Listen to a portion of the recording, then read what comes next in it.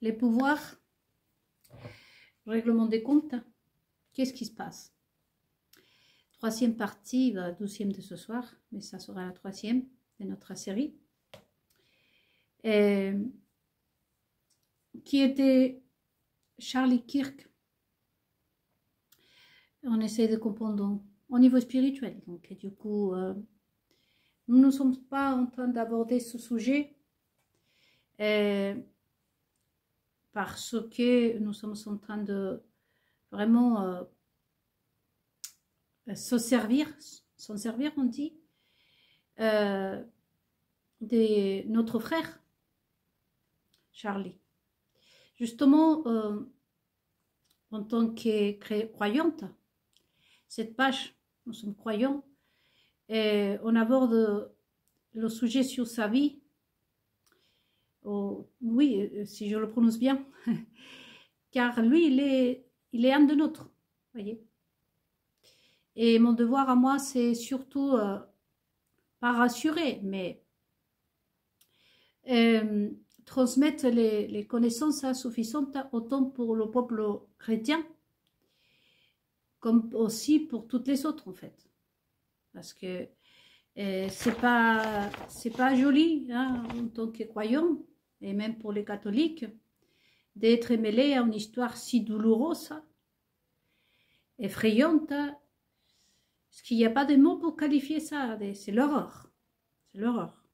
Et donc je tiens à commencer cette nouvelle vidéo en rappelant à tout le monde, y compris à la famille de Charlie Kirk, qui lui est notre frère aussi. Nous sommes une seule famille hein, en Christ.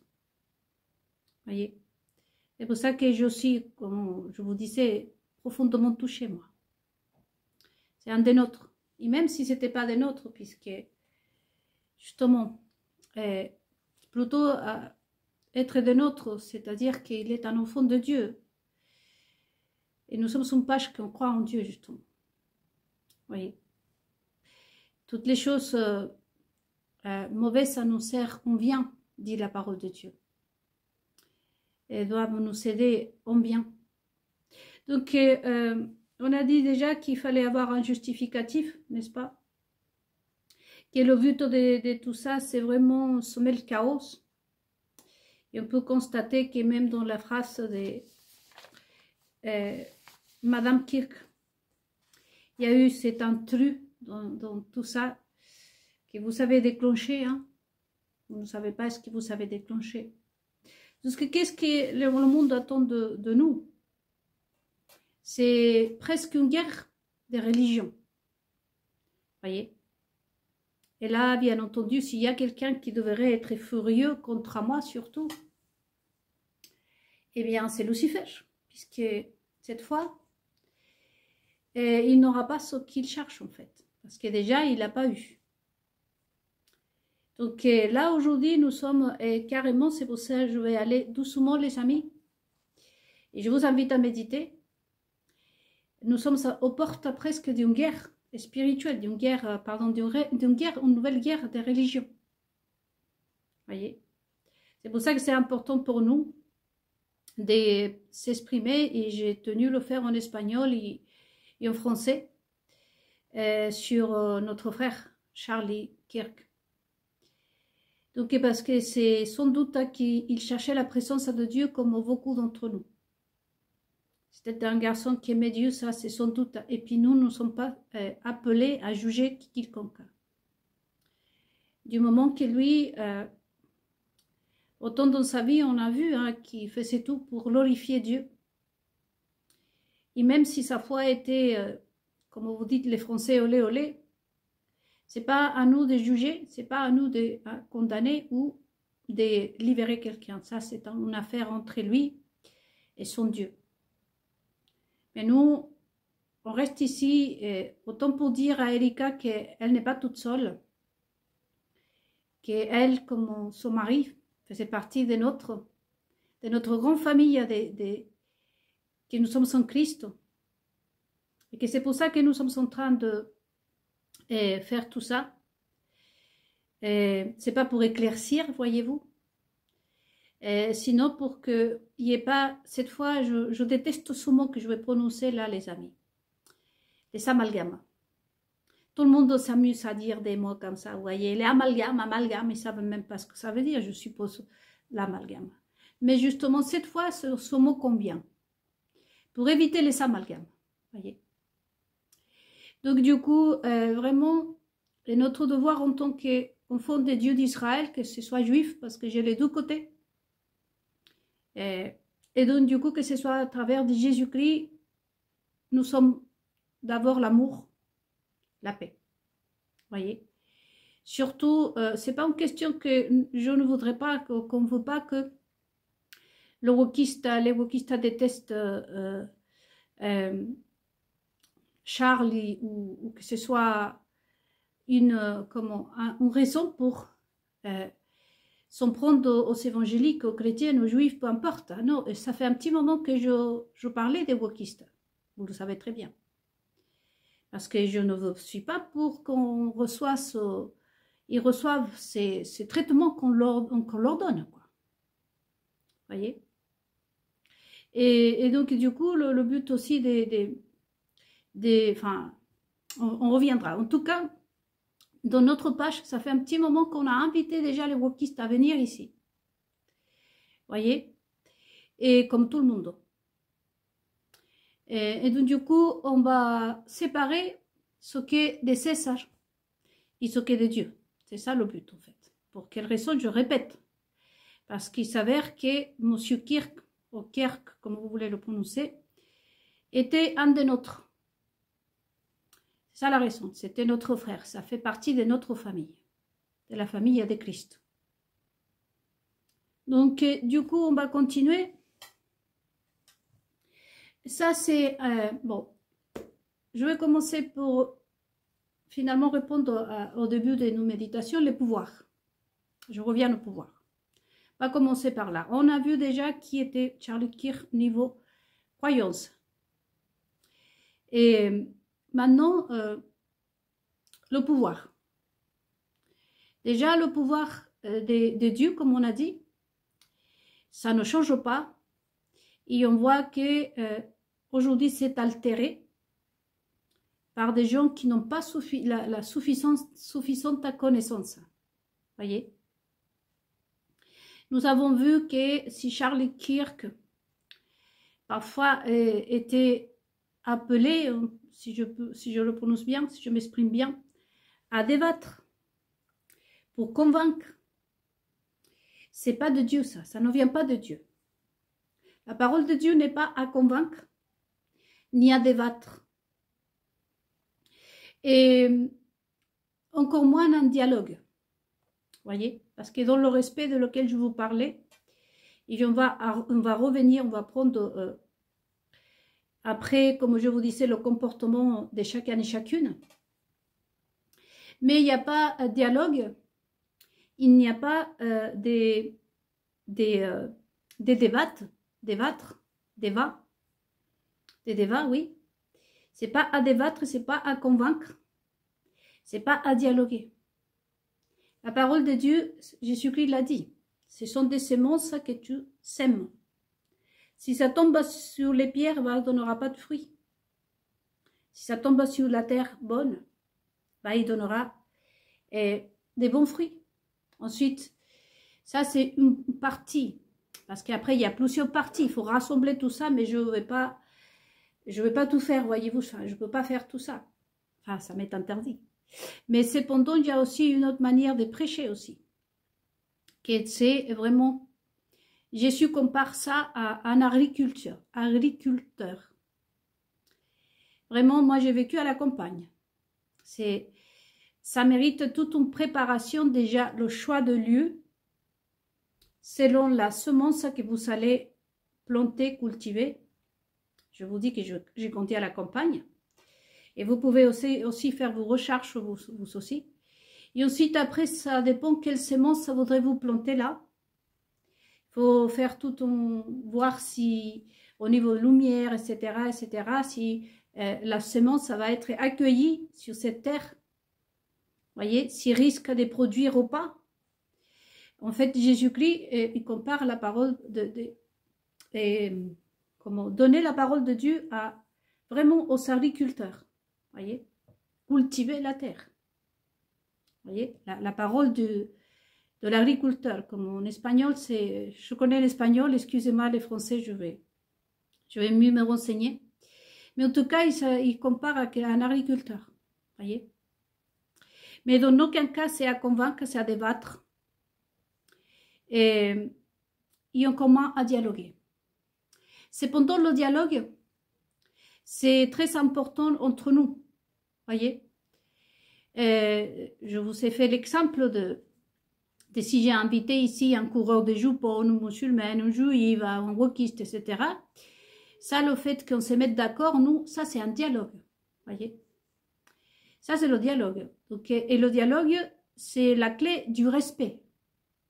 Mais le dialogue, c'est pas pareil à débattre. Ça, je vais pas rentrer en détail. Je vous laisse à vous de vous renseigner qu'est-ce que ça veut dire dialoguer. Voyez. Donc le dialogue, ça c'est pour nous. C'est pas que la parole de Dieu est dictatrice, mais c'est l'amour. Voyez. C'est l'amour. Si j'y vais, par exemple, imaginons, moi je suis hétérosexuel, comme vous dites, c'est comme ça que ça s'appelle. C'est pas parce que je vais aller, imaginons, dans un endroit où il y a 40 ou 50 hommes, hein, que tous ces hommes sont forcés de m'aimer. Hein. Voyez? Je ne peux pas forcer tous ces hommes à m'aimer. L'amour, c'est vraiment quelque chose que tu sens, que tu ne le ressens pas. Parfois, on se chamaille même avec sa mère. Parfois, on a des différences avec les membres de sa famille. Voyez? Et on a des différences et qu'est-ce qui nous rapproche? C'est le dialogue aussi. Voyez? Donc, ce n'est pas que la parole de Dieu est dictatrice, c'est que c'est une question d'amour. Ce Dieu est un amour. Il y a des gens qui m'ont critiqué à moi, ils m'ont dit, t'es carrément mal, t'es mal. Je vous ai dit qu'on m'a jeté dehors dans les églises et partout où j'allais. C'est tout à fait respectable. Et je leur disais, bah, je m'en vais, je ne me révoltais pas. Jésus-Christ aussi l'a dit, où t'es pas bien reçu, va-t'en. Ne ramène même pas, ça court même en même temps, hein, la poussière. Ne ramène même pas la poussière dans tes chaussures, va-t'en. Voyez? Donc, nous n'allons pas insister parce que la parole de Dieu, de toute façon, premier commandement, c'est amour. Deuxième commandement, c'est amour. Voyez? Donc, si vous ne m'aimez pas, par exemple, alors ce n'est pas un problème. Je ne vais pas dialoguer avec vous. Je ne vais pas vous convaincre et débattre pourquoi vous ne m'aimez pas et on ne va pas commencer parce que la parole de Dieu est amour. Vous le sentez ou vous ne le sentez pas. Voyez? Parce que c'est une question reliée à notre âme. Voyez? Donc, il faut comprendre tout ça et pour cela, c'est nécessaire la connaissance, comme je vous disais. Donc, et Charlie faisait des débattre parce que je vous dis déjà, l'évangile et tout a été altéré. Il faut remarquer avant de rentrer dans les pouvoirs qu'autre chose à remarquer et c'est à travers les yeux de notre frère qu'on va aujourd'hui pas simplement identifier ce qui s'est passé là aux États-Unis, sinon que dans le monde entier, parce que nous sommes en train de voir que la religion est devenue une idéologie. Voyez-vous, tout comme le wokisme. C'est pour cette raison que c'est à débattre. Tout le contraire est ce que les commandements de Dieu, c'est l'amour. Voyez? Donc, l'évangile est altéré, mais pas simplement notre frère, sinon que c'est tout le mouvement derrière, tout ce qui entoure, tout autour de la Maison Blanche, je le dis carrément. Et j'ai le droit. J'ai le droit, déjà parce que je suis commandée par Dieu, déjà parce que l'administration Trump utilise la parole de notre Dieu. Donc, lui-même se dit croyant, donc il fait partie de notre famille aussi. Et dans son famille, on a le droit à s'exprimer, tout comme Israël. Israël ne peut pas s'en défaire de mon opinion parce que je fais partie de la famille de Dieu. Voyez? Donc, du coup, c'est tout l'entourage de M. Trump. Je vais faire juste des petites choses que je vais dire. C'est, et pas que là, sinon partout dans le monde. Même en France. En France, la situation est vraiment catastrophique en France, au niveau évangélique. Je vais le dire très clairement, c'est à vomir. C'est à vomir. Et c'est pas parce que c'est la France. Donc aujourd'hui, nous ne fixons pas le regard qu'aux États-Unis, sinon qu'à travers le monde entier, en Afrique même. Les Africains, c'est pour ça que chaque personne est appelée avec la Bible à nous exhorter, je ne sais pas si je dis en français, c'est exhorter, c'est examiner à travers la Bible. J'ai entendu un pasteur africain qui s'est payé des avocats pour faire taire ses propres membres de l'Église. Et une dame africaine l'a dit, attends une minute, toi tu nous as enseigné à nous que notre avocat c'était Jésus, que notre défenseur, notre juge était Dieu, et toi tu t'entoures des avocats. Voyez? Et à travers la Bible, on sait que c'est pas possible que ce pasteur-là soit un représentant de Dieu. Du moment où tu intimides et tu ne veux pas te plonger sur la Bible, et alors tu n'es pas un enfant de Dieu. Tout simplement. Du moment où tu fais des business avec la parole de Dieu, tu utilises la parole de Dieu, l'évangile, pour grimper, pour attirer des adhérents, pour faire nourrir un politique pour qu'il puisse prendre de la puissance, savoir prendre la tête à des États. Toutes ces choses-là, il faut vraiment, et vous êtes tous invités, même vous les wokistes. D'ailleurs, les wokistes, vous devrez lire la Bible, et pas parce que je voudrais que vous soyez sauvés ou que vous soyez, si c'est vous qui décidez, hein. Mais c'est cultiver, c'est nourrir des connaissances. Hein. Regardez ce qui dit la Bible. C'est par la foi, c'est par l'amour que nous agissons. Voyez? Cependant, nous pouvons tous déraper, comme on se dit. C'est surtout dans ce monde d'aujourd'hui. C'est tromper, c'est dévier du chemin. Mais il y a aussi une forte envie de se tromper des chemins et de aussi tromper les autres. Autrement, Jésus-Christ n'aurait pas laissé autant d'avertissements en disant faites attention aux loups déguisés en moutons. Il y aura beaucoup du monde qui dira je suis le Christ. Ils vont tromper beaucoup de monde aussi. Voyez? Donc bravo.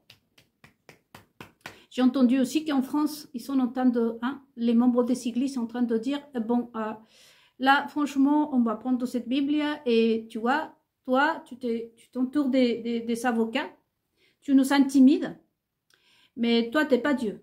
Parce que Dieu, je peux le trouver tout seul. Vous voyez? Et bravo. Parce que ça, c'est la valeur que nous donnons en tant qu'être humain nous-mêmes. Où tu voudrais aller, où tu veux, à qui veux-tu donner ton âme? À un pasteur qui te prend pour... qui te manque à le respect. Parce que le fait que aussi, voyez-vous pourquoi j'ai été chassée de les églises, moi? Parce que comme je vous dis, c'est quand un pasteur prêchait, je levais la main pour poser des questions et dire non, je ne suis pas d'accord avec ça. C'est pas biblique ça. Ce n'est pas biblique. Parce que je tiens à mon âme.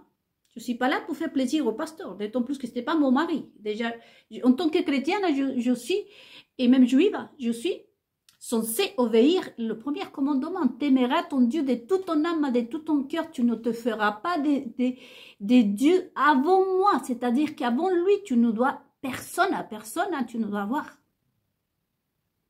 Il n'y a personne qui peut exister dans ta vie avant ce Dieu.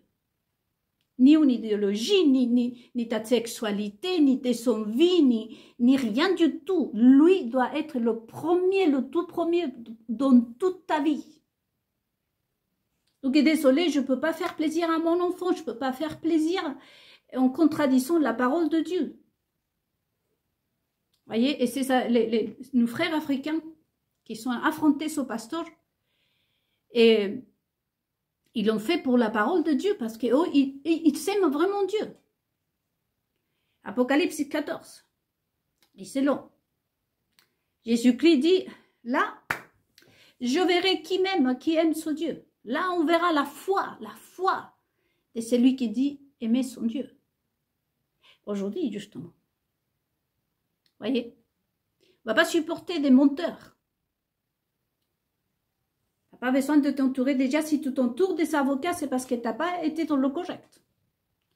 Et on verra, voyez-vous, sur le cas de notre frère Charlie, que la façon dans laquelle il a remis sa vie à Dieu, c'était pas la meilleure non plus. Pourtant, c'est un homme qui prêchait la parole de Dieu, voyez. C'est pour ça que c'est très délicat.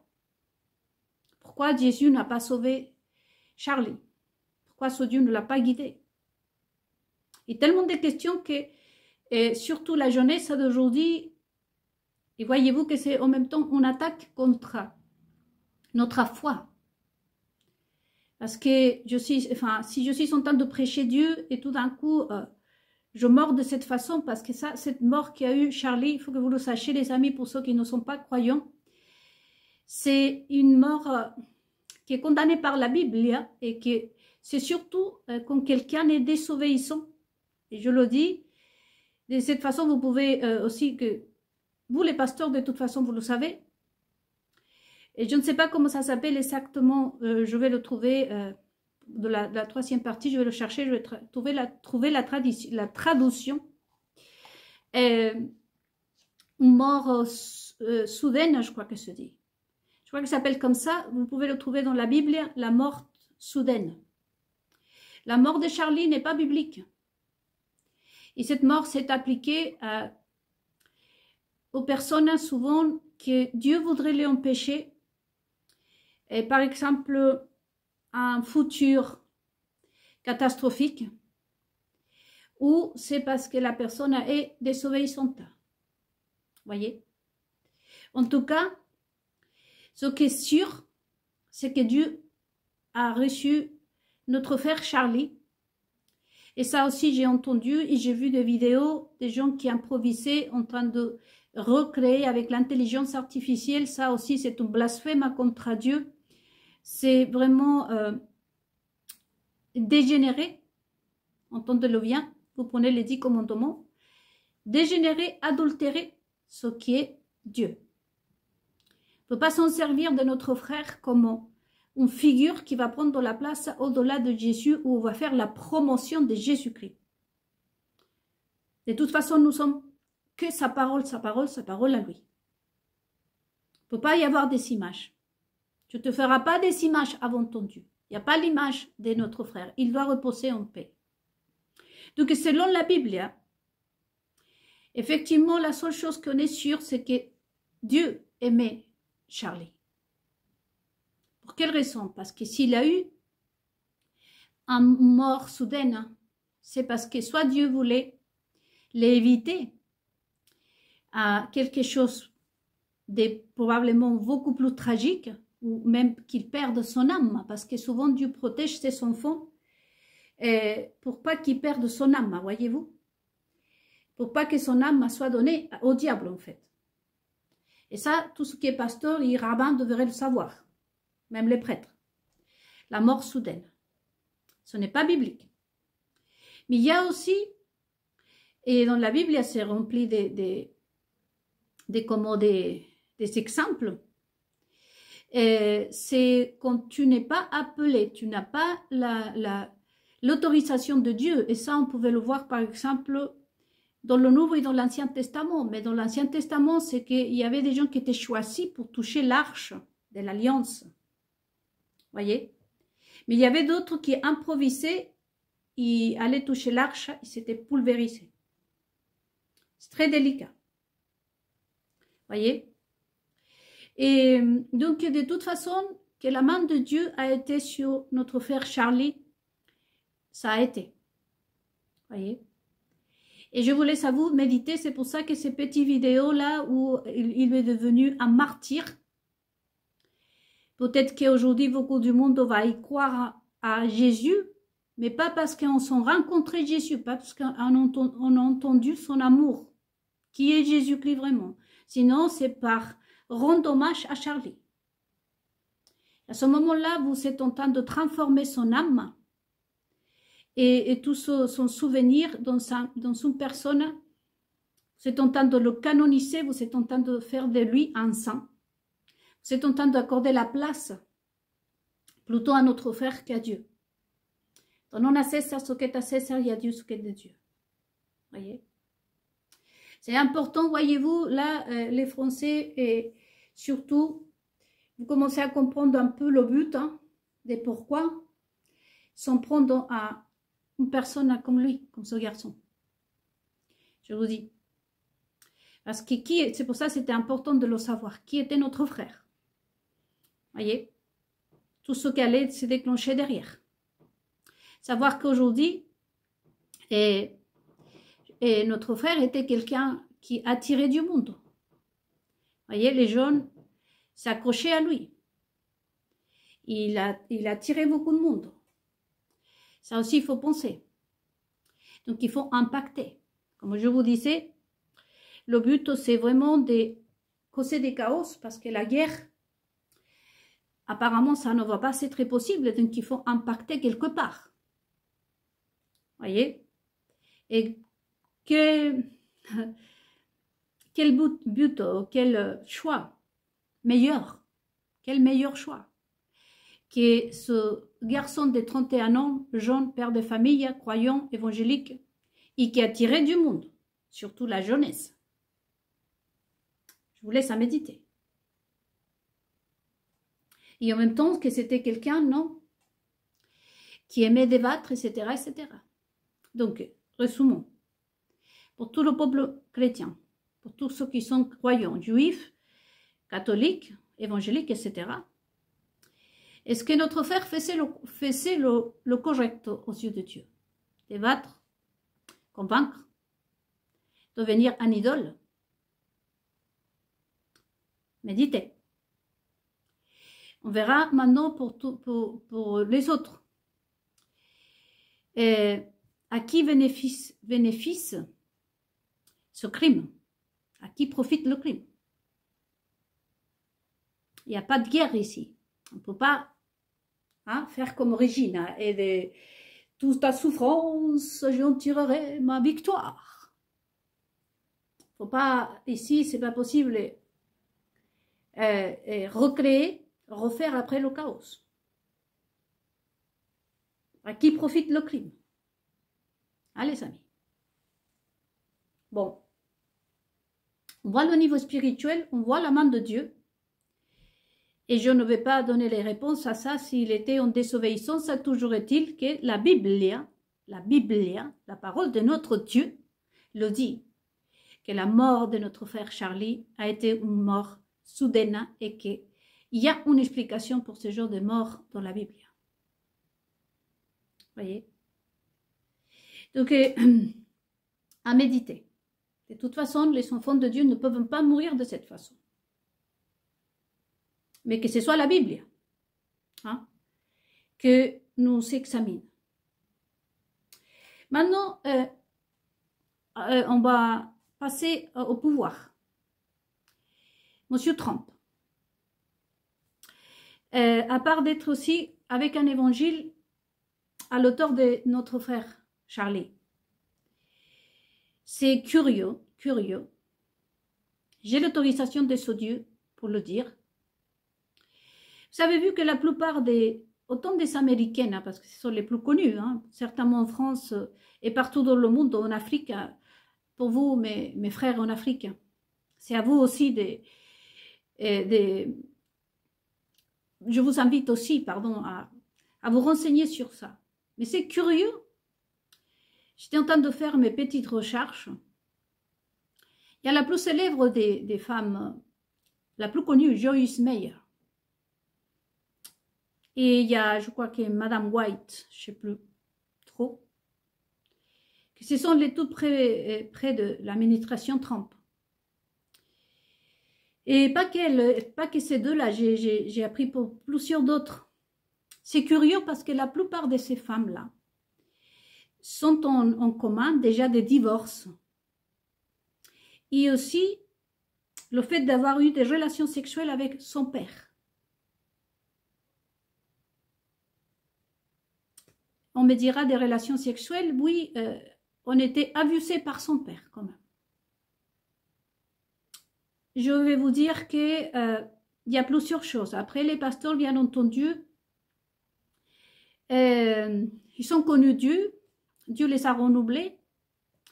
Mais là encore, dans quel état est les États-Unis si tu viens prêcher la parole de Dieu? Pourquoi est-ce que c'est arrivé, hein, ce qui arrive aux États-Unis aujourd'hui?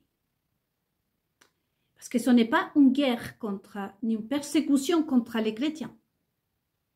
C'est ce qu'on voudrait nous faire croire. Parce que, comme je vous dis, il y a aussi cette intention de toujours faire comme le chat. Aller dans sa litière et croire que tu as caché hein, tes besoins que tu as fait, même si l'odeur, on le sent. Avec la parole de Dieu, ce n'est pas possible. Jésus-Christ l'a dit, toute chose, elle sera dite, toute vérité sera dite. C'est pas possible, et je l'ai déjà dit dans notre méditation, quand on me dit des pasteurs argentins qui sont implantés aux États-Unis et qui sont ramenés la lèpre, la malédiction que ce Dieu d'Israël a lancée sur l'Argentine. Au lieu de rester là, ils ont fait pacte avec les maçons et les sionistes pour aller aux États-Unis. Ils s'insistent jusqu'à aujourd'hui à dire Dieu a changé les États-Unis de l'Amérique. Et qu'est-ce que nous on voit là? Regardez ce qu'on va voir. C'est même pas, c'est pas comment je pourrais dire, même dans les prisons américaines, ça se passe de tirer sur un être humain. Hein? Vous avez vu comment a sauté le sang de ce garçon? Il n'y a pas un acte plus démoniaque, il s'agit d'un croyant. Hein? Donc, voyez-vous, je ne veux pas me mettre en colère, mais il s'agit d'un de nôtres. Donc, quel genre d'évangile vous êtes en train de prêcher? Vous ferez mieux de faire commercial, mais pour une marque.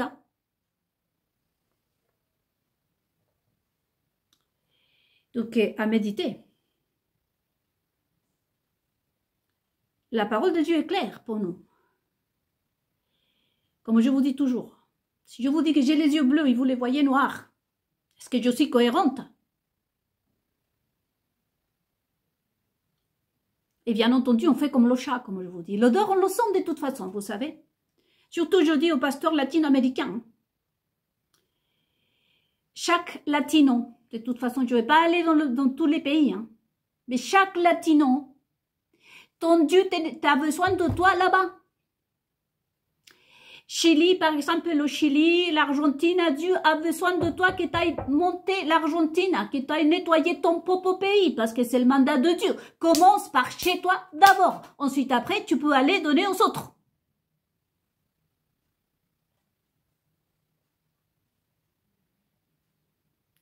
C'est moi qui le dis.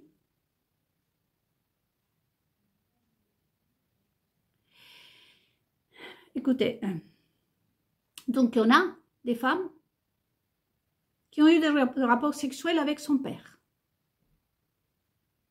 Ah, est-ce qu'ils ne connaissaient pas la parole de Dieu? D'accord. Là, ils l'ont connu, vu l'état de son monde. Israël s'est fait attaquer en 2022.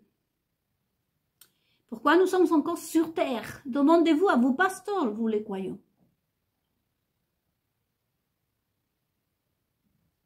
Surtout aussi vous les juifs. Vous et vos prédictions aussi. Hein. De toute façon, vous, je vous ai dit où est votre ennemi à vous. Vous l'avez face à la porte. Il est collé là. Vous allez, au lieu de lui faire un bisou, hein, en rentrant et en sortant de chez vous. Hein. Vous allez aujourd'hui plutôt vous incliner devant votre Dieu. Passons. Donc, il y a des choses curieuses quand même.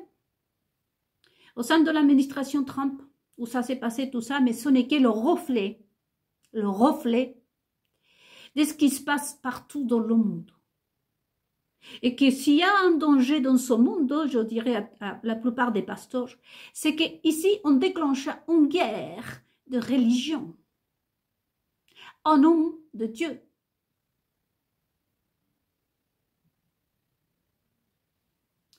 C'est pour cette raison que aussi on verra l'autre côté de Charlie Kirk. À part déjà que je ne vais plus rajouter, je suppose, je pense avoir tout dit concernant son niveau spirituel à notre frère, sa mort, tout est biblique. Hein? Le bouc émissaire, le wokiste, tout ça. Je vais y revenir. Et donc, du coup, oui, il m'est resté la série, avant de passer vraiment au pouvoir. Vous savez, la série Once Upon a Time, il arrive un moment, je pense que c'est dans la saison 6. Il y a la, pour ceux qui sont en train de la regarder, il y a la fée noire qui arrive et qui arrive à endormir tous les personnages. Et Emma, dedans elle, quand elle était petite, et sa maman les chantait une chanson. Je ne me souviens plus si c'était sa maman. En tout cas, elle avait imprégné une chanson en elle.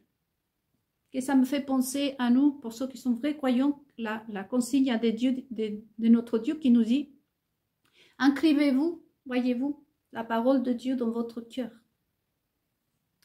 Donc, Emma, comment elle s'est réveillée? Parce que ça y est, la fée noire les avait complètement exterminée. Et Emma, c'est une chanson que dedans, elle commence à chanter, elle dans son esprit, son âme commence à chanter. Et à ce moment-là, cette connexion, c'est qu'elle la permet de réveiller elle. Je ne m'en souviens plus parce qu'il y a eu 2 scènes comme ça. Donc, du coup, les autres personnages qui étaient endormis, pour pouvoir les réveiller, vous savez, tout le monde a dû prendre un peu du poisson. Chacun se sont partagé le poisson, le sort qui a été jeté sur les autres personnages pour pouvoir les réveiller. Tout le monde a pris un peu. Ça me fait penser à Jézabel quand il donne des vins de la fornication, fait router à toutes les nations du vin de sa fornication. Voyez? Regardez cette scène parce que comme je vous dis, il y a beaucoup à apprendre là-dedans. Donc le but aujourd'hui, c'est vraiment, comme je vous disais, faire le résumé, qu'aujourd'hui, autant les Juifs, on était déjà traités comme un serpillier par le passé. Et aujourd'hui, c'est le tour vraiment de l'évangile. Il faut que tout le monde goûte du vin de la fornication, de ce groupe de Jézabel, comme je vous dis, de ce système de Jézabel. Si vous regardez la vie de notre frère, vous trouvez presque tout le monde qui a goûté un tout petit peu de ça. Wokiste, parti politique, chrétien, juif, Israël, comme d'habitude, le premier à sortir, comme on dit, à la danse. Et tout le monde. C'est un but vraiment démoniaque dedans. Voyez? Et donc, du coup, le pouvoir. Donnons à César ce qu'est à César et à Dieu ce qu'est à Dieu. À part de voir les pédigris de ce qu'on entoure, pas simplement l'administration Trump. C'est pour ça que des événements tragiques, on peut en tirer le bien. Ça, c'est un mandat de notre Dieu. Aujourd'hui, tous les croyants du monde entier, et même ceux qui vous n'êtes pas croyants, vous pouvez tirer plusieurs leçons de tout ça. C'est ça. Finalement, tout ça, il faut le regarder à travers les yeux de Dieu. Et donc, du coup, l'État. l'état de l'évangile, l'état de nos églises. Il faut continuer à chercher le pedigree de ceux qui nous prêchent l'évangile, le courage, et la manque de connaissances ou la connaissance. Comment pourrais-je vous dire, parce que le mot, je ne l'ai pas en français, c'est vraiment sauvagerie, si je pourrais dire, ou cette, ce qui est courage, je pourrais dire, de vraiment mettre la main sur le sacré. Voyez? Et en même temps, vous savez, la fin, une fin, vraiment, pour nous âmes. Ce garçon-là, dans la troisième partie, finalement, je vais finir pour parler de tout son côté matériel. Là, j'ai exposé pas mal de sa vie spirituelle qui nous emmène, comme je vous dis, pas simplement à connaître sa vie, sinon à faire un compte rendu de l'état spirituel et surtout ce contour aujourd'hui, les administrations. Nous avons aussi en Argentine à Milei. Et Milei, franchement, il a des juifs, ce que j'ai des autonotes, ou ce que j'ai des coiffeurs, ça. Mais tout soit pour vraiment le but d'attirer cette course pour nos âmes. Parce que véritablement, ils font ça pour qui? On voit que le but, ce n'est vraiment pas l'amour pour notre Dieu. Alors, qu'est-ce qu'ils cherchent finalement? C'est la course pour nos âmes. Voyez? Donc là, j'ai commencé toutes mes méditations par le passé en disant au peuple, donnez-vous la valeur, voyez? Nous sommes plus chers que tous les trésors du monde, c'est biblique. Dans tout ça, vous voyez quoi, les amis? La course pour notre âme. Donc aujourd'hui, Milei, qui se chamaille avec ses parents, que je ne sais pas qui c'est, si c'est un homosexuel, je ne sais pas, mais il est juif de jour comme ça, au lendemain, il est juif. L'Argentine vient de vendre l'eau.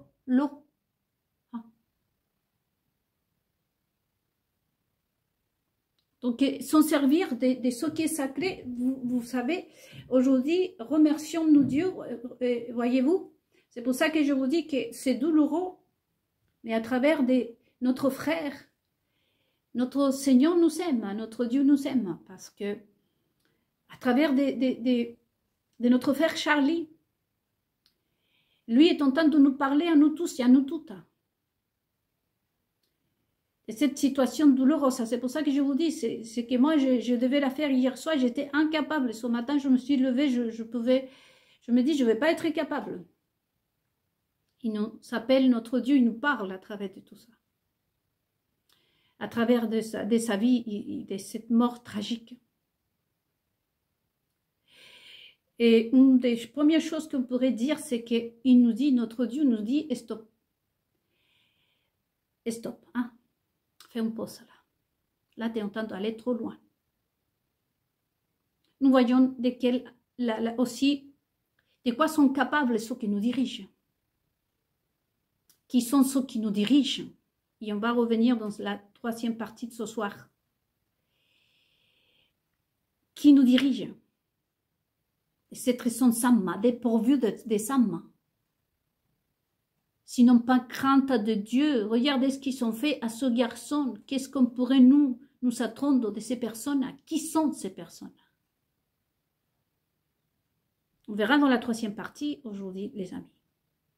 Donc, aujourd'hui, pour terminer cette troisième partie, ou 12e partie de ce soir, mais troisième partie de notre série, l'amour à Dieu. Tu aimeras le Seigneur ton Dieu de toute ton âme, de tout ton cœur. Tu ne te feras pas de Dieu. Je pense qu'aujourd'hui, le message essentiel pour nous en tant que croyants, c'est vraiment de nous poser la question, hein, et d'arrêter de jouer. On peut recevoir la parole de Dieu de la même... On ne peut pas de la même source d'eau avoir deux eaux. Je ne connais pas cette parole en français. On ne peut pas avoir de l'eau salée et de l'eau douce. Donne a César ce qui est de César, il y a Dieu ce qui est à Dieu. Est-ce que la politique est compatible avec le christianisme?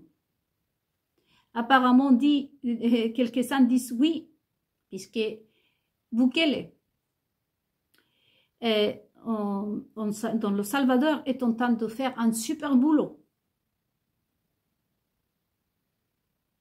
Il faut se poser la question et méditer.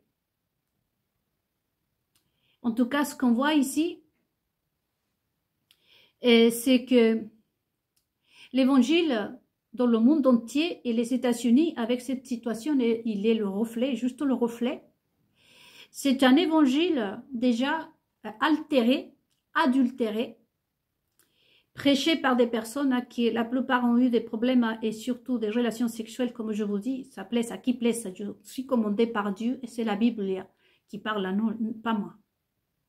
Et je n'ai pas, même si je n'ai pas la Bible qui parlerait, je le dirai quand même parce que j'aime mon Dieu. D'accord? Dans les violations et les relations sexuelles, il faut savoir qu'il y a un problème aussi au niveau de tout. Ces personnes-là, quand arrivent à l'évangile, qu'il faut vraiment une prêche et plusieurs choses à comprendre avant de prendre la Bible. Et c'est compris pour tout le monde d'ailleurs. Il y a un pèlerinage à faire. Enfin, donc qu'est-ce qu'on voit aujourd'hui, à part tout ça qu'on déjà on peut repérer et que je vous invite à vous tous, même vous, surtout vous les wokistes. Parce que s'il y a quelque chose pour laquelle je vais vous râler dessus, Tata Nelida va vous embêter, ça sera parce que vous êtes en train de rester, pour le fait d'être wokiste, en train de rester derrière, voyez-vous. Prenez cette Bible, lisez-la vous-même. Essayez de vous nourrir aussi des connaissances. Voyez? Donc, du coup, c'est qu'aujourd'hui, on a aussi un évangile, pas simplement altéré, adultéré, etc., comme tout ce qu'on a pu voir ici, qui sont en train de l'utiliser parce que la guerre n'a pas fonctionné en Ukraine, etc., avec la Russie. Merci, Monsieur Poutine. Mais il faut un chaos ici. Voyez? Donc aujourd'hui, à part tout ça que vous allez aussi découvrir pour vous-même plein d'autres choses, des incohérences, et plutôt, si des incohérences, si ce serait que des incohérences, c'est carrément adultérer, forniquer, blasphémer, c'est-à-dire les 10 commandements d'un coup. Mais le pire, c'est que c'est de la politique évangélique. Convaincre, débattre, dialoguer. Pour ceux qui ne connaissent pas ce que ça veut dire la politique, c'est ça la politique. Donc qu'est-ce qui faisait notre frère? C'est la politique évangélique. Et avec ça, je termine cette troisième partie. Voir si je peux aborder ce soir le sujet en entier, le côté matériel de notre frère qui repose auprès de notre Dieu, qui nous a laissé en même temps, voyez-vous, des leçons pour nous. Il était un enfant de ce Dieu et c'est pour ça que je tiens à faire ces méditations, je le dis.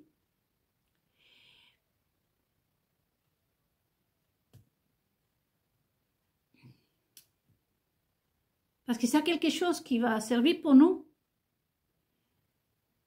C'est d'aimer notre Dieu, le respecter à travers lui.